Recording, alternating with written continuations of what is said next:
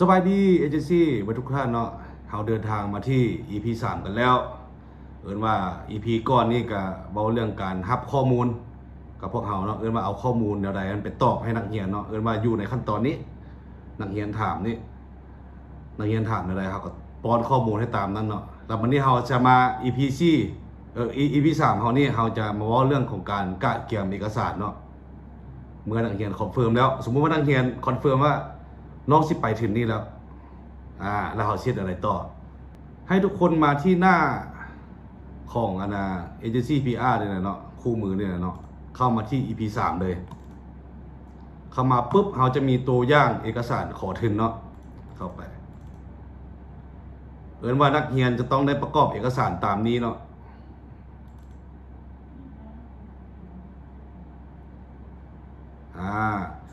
เอกสารมีอย่างแน่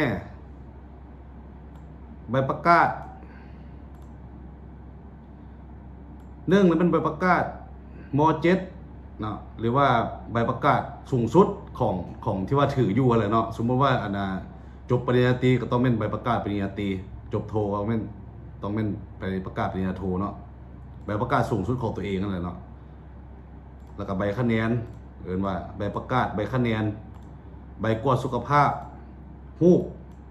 พาสปอร์ตใบแจ้งโทษใบนำส่งจากอาจารย์ตัวนี้นี่ใบนำส่งตัวนี้นี่ถ้าว่าบุมีบุเป็นอย่างเนาะเดี๋ยวพวกเราเฮ็ดให้แล้วก็แผนการเรียนนี่เดี๋ยวเราเฮ็ดให้คือกันเนาะและสุดท้ายก็คือใบที่ต้องการที่สุดเลยเนาะก็คือใบ HSK ถ้าว่ามีใบตัวนี้ก็สามารถเลื่อนขึ้นดีๆได้ว่าเขาจะมีลิสต์ให้ตามนี้เลยเนาะซึ่งตัวอย่างของแต่ซึ่งตัวอย่างเนาะตัวอย่างของเอกสารเขาก็แคปมาให้อยู่นี่แล้วเนาะมันก็จะเป็นแบบอันนี้แม่นใบแจ้งโทษเนาะหน้าตามันก็จะเป็นอันนี้เป็นของภาษาลาวเนาะได้ทั้ง2ภาษามายิ่งดีเนาะภาษาลาวทั้งภาษาอังกฤษอะไรเนาะใบยังยืนภาษาจีนใบ LSK ก็จะเป็นหน้าตาประมาณนี้เนาะแล้วก็พาสปอร์ตอย่างต่างๆแล้วก็ยังมีรูปอีกนะรูปมันจะบ่มีอยู่นี่เนาะว่าอันนี้เป็นตัวอย่างให้เบิ่งเนาะว่าหน้าตาของเอกสารของแต่ละอันเป็นอะไร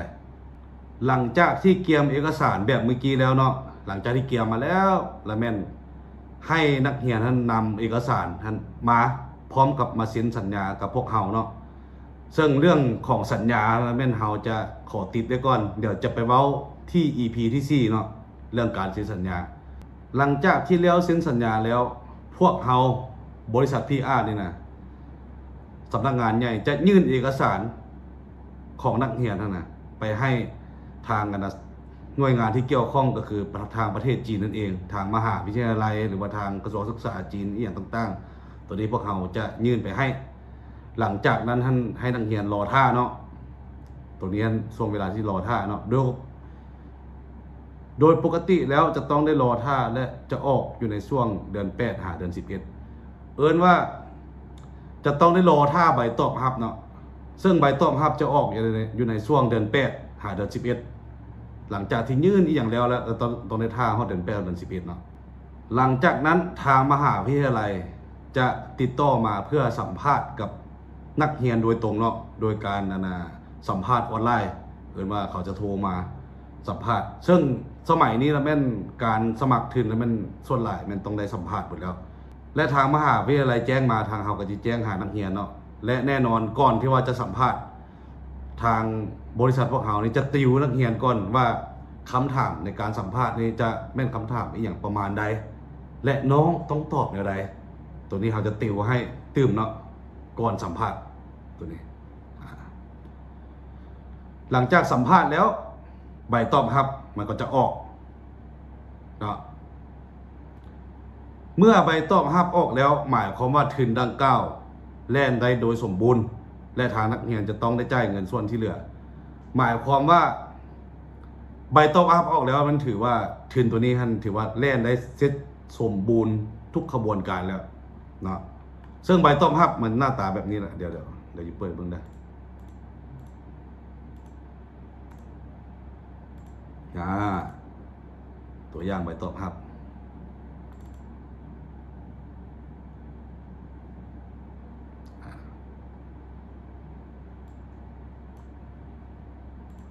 ประมาณนี้เนาะภาษาอังกฤษก็ประมาณนี้และเมื่อมาถึงขั้นตอนนี้แล้วเนาะนักเรียนจะต้องได้จ่ายเงินงวดที่2ให้กับบริษัทเฮาเอิ้นว่าการเซ็นสัญญาเนี่ยมันจะวางมัดจำงวดที่1เนาะสมมุติว่าเงินทุน 6,000 เหรียญเขาจะวางมัดจำไว้ 2,000 เหรียญจะวางมัดจำไว้ช่วงการเซ็นสัญญานี่แหละวางไว้ 2,000 เหรียญเนาะหลังจากนั้นจะท่าจนใบตอบรับออกใบตอบรับออกปุ๊บเขาจะจ่ายเงินให้เราอีก 4,000 เหรียญก็คือภาคส่วนที่ยังเหลือนี่เองเนาะถือว่าจ่ายแล้วก็ถือว่าเกี่ยมไปขั้นตอนต่อไปเลยเนาะก็คือขั้นตอนการยื่นเอกสารไปหากรมกิจการนั่นเองเมื่อได้รับใบตอบรับแล้วให้เอาใบตอบรับประกอบในการยื่นเอกสารกับกรมกิจการนักศึกษาหลังจากยื่นแล้วรอท่า1 เดือนทางกรมจะออกข้อตกลงให้นักเรียนต้องได้ดำเนินการด้วยตัวเองเอิ้นว่าการยื่นเอกสารหากรมกิจการนี้แม่นนักเรียนยื่นด้วยตัวเองเนาะทางเราจะยื่นบ่ได้เนาะแต่ว่าทางเราก็จะมีวิธีการยื่นให้เนาะกรมกิจการก้อนไปเฮียนเนาะตัวนี้ก้อนไปเฮียนมันจะมีก้อนไปเฮียนและหลังไปเฮียนเดี๋ยวเอาไปเบิ่งก้อนไปเฮียนเสียก่อนมาฮอดขั้นตอนนี้แล้วทางเอเจนซี่จะต้องได้ส่งดำรัดตัวนี้เนาะให้นักเรียนอ่านเสียก่อนดำรัดตัวนี้เป็นอย่างดำรัดตัวนี้ก็หมายความว่ากติกาหรือว่าการไปเรียนอีกอย่างต่างๆนั่นแหละเนาะว่าเขาจะต้องได้ปฏิบัติตามกฎระเบียบของโรงเรียนหรือว่ากฎหมายของโรงเรียนวางออกอย่างเคร่งครัดอย่างต่างๆนั่นแหละเนาะแล้วก็จะอธิบายเรื่องระบบการเรียนอยู่ต่างประเทศอีกอย่างต่างๆให้นักเรียนเข้าใจแล้วเนาะตัวนี้นี่ต้องส่งให้นักเรียนอ่านเนาะอ่านก่อนหลังจากอ่านแล้วให้นักเรียนมาประกอบเอกสารตัวนี้ประกอบฟอร์มตัวนี้เลยเอาฟอร์มตัวนี้ไปปริ้นออกเลยปริ้นออกมาแล้วก็กรอกตามนี้เลยกรอกตามนี้นี่เห็นบ่กรอกแล้วมันยังมีเอกสารที่ว่าประกอบไปนำอีกก็คือคำแนะนำประกอบเอกสาร 1. ประกอบเอกสารตามกรมกิจการนักศึกษากำหนดให้ก็คือแบบนี้เลยเนาะก็คือเอกสารตัวนี้นี่แหละตัวข้อ1นี่นะข้อ2สำเนาก๊อปปี้หนังสือตอบรับจากว่าหนังสือตอบรับก็คือใบที่ว่าใบตอบรับอะไรเนาะก๊อปปี้ไปให้เขา 3. หนังสือนำส่งจากการจัดตั้งสูงสุดอันนี้แม่นสำหรับพนักงานรัฐเนาะผู้ใดที่บ่เป็นพนักงานกับบ่เป็นหยังบ่ต้องใส่ก็ได้บ่ต้องประกอบไป4. สำเนาใบประกาศไปคะแนนตัวนี้เนาะก็คือเฮาประกอบเบื้องต้นนั่นแหละเนาะใบประกาศไปคะแนนสูงสุด 5. หนังสือยั่งยืนกวดสุขภาพใบกวดสุขภาพเนาะก็เอาใบกวดสุขภาพตัวนั้นนั่นแหละมาปริ้นใส่ 6. สำเนาสัมมโนครัวก๊อปปี้ 7. สำเนาหนังสือผ่านแดนก๊อปปี้พาสปอร์ตเนาะ 8. ถ้าเป็นทุนร่วมมือระดับกระทรวงบรรดากระทรวงเนาะอันนี้ตัวนี้เป็นทุนทุนของรัฐบาลที่ว่ารัฐบาล2ฝ่ายก็จะช่วยเหลือกันเนาะตัวนี้จะบ่มีหรอกถ้าว่าแล่นทุนกับไทยเฮาเนาะตัวนี้จะบ่มีว่าประกอบเอกสารตามนี้แล้วก็เขียนกรอกหนังสือเสนอตัวนี้ก็กรอกไปตามนี้แหละเนาะเขาถามอีหยังมาก็ตอบไปแล้วก็ชีวประวัติย่อนักเรียนเนาะกรอกไปเลยตัวชีวประวัติย่อนี่อย่าลืมเซ็นนายบ้านพร้อมเด้อไปเซ็นนายบ้านพร้อมแล้วก็ผู้ใดเป็นพนักงานก็เซ็นองค์การจัดตั้งที่ว่าตัวเองสังกัดอยู่แหละเนาะให้เพิ่นอนุมัติให้แล้วก็ลายเซ็นเจ้าของประวัตินะตัวนี้ก็หนังสือสัญญาเนาะว่านักเรียนจะตั้งอกตั้งใจห้ำเรียนบ่ปฏิบัติแนวบ่ดีอยู่ประเทศเขาบ่อย่างต่างๆว่าสัญญากับรัฐบาลนะเนาะว่าจิตั้งใจห้ำเรียนเนาะอ่านแล้วก็เซ็นแล้วเขียนชื่อแจ้งใส่ตัวนี้ทางกรมวิชาการเขาจะเซ็นเนาะถือว่าจบแล้วบัดนี้ก็ยื่นให้ หลังจากที่ประกอบตัวนี้แล้วเราก็ยื่นให้กรมกิจการเนาะกรมกิจการก็อยู่ที่แถวน้ำพุแถวอยู่แถวน้ำพุอยู่แถวสนามเจ้าอนุวงศ์เนาะอยู่แถวเดินสตัดแถวนั้นแหละเดี๋ยวเขาสิบอกเติม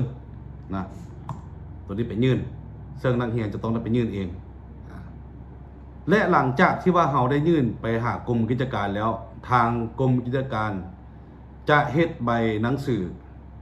ของเป็นหนังสือข้อตกลงของรัฐมนตรีเนาะมาให้ซึ่งใบตัวนี้มันจะออกหลังจากที่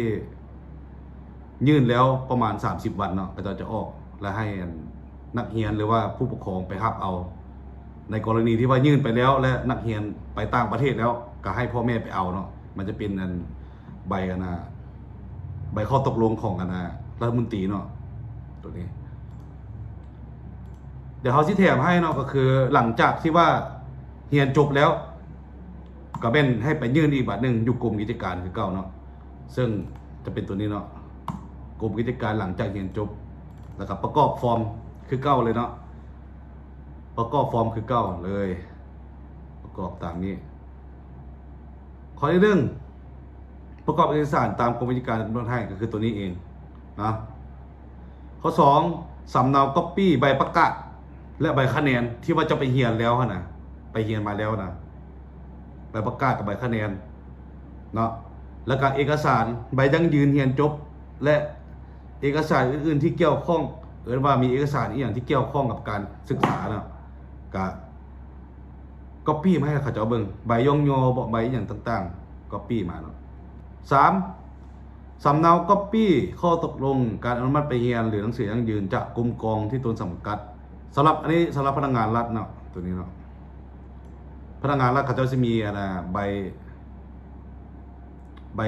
อย่างก็ใบนำส่งจากกรมกองนั้นนั่นแหละเนาะก่อนไปเรียนนั่นนะ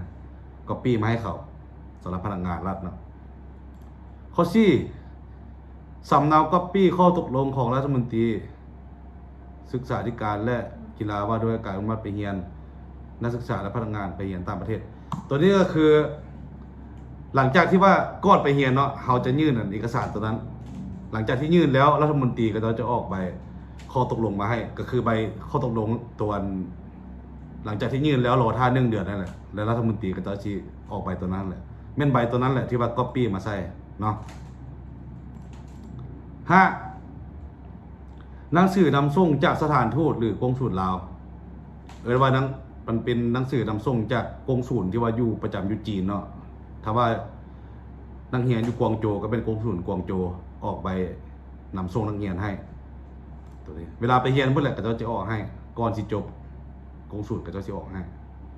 6ก๊อปปี้พาสปอร์ตมาให้เขา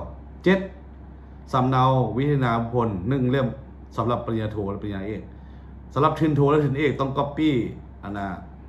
บทวิทยาพลมาให้กับเจ้าพร้อมแล้วก็ประกอบเอกสารตามนี้เลยเนาะหนังสือเสนอเขาก็จะถามแล้วเนาะว่าเรียนเป็นแนวใดผลการเรียนดีบ่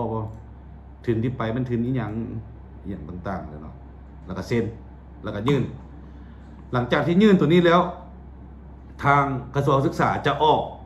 ใบประกาศอีกแบบหนึ่งก็คือใบประกาศเป็นเวอร์ชันที่ว่าเวอร์ชันของคนลาวอาจารย์สามารถเอาใบประกาศตัวนี้นะไปยื่นหา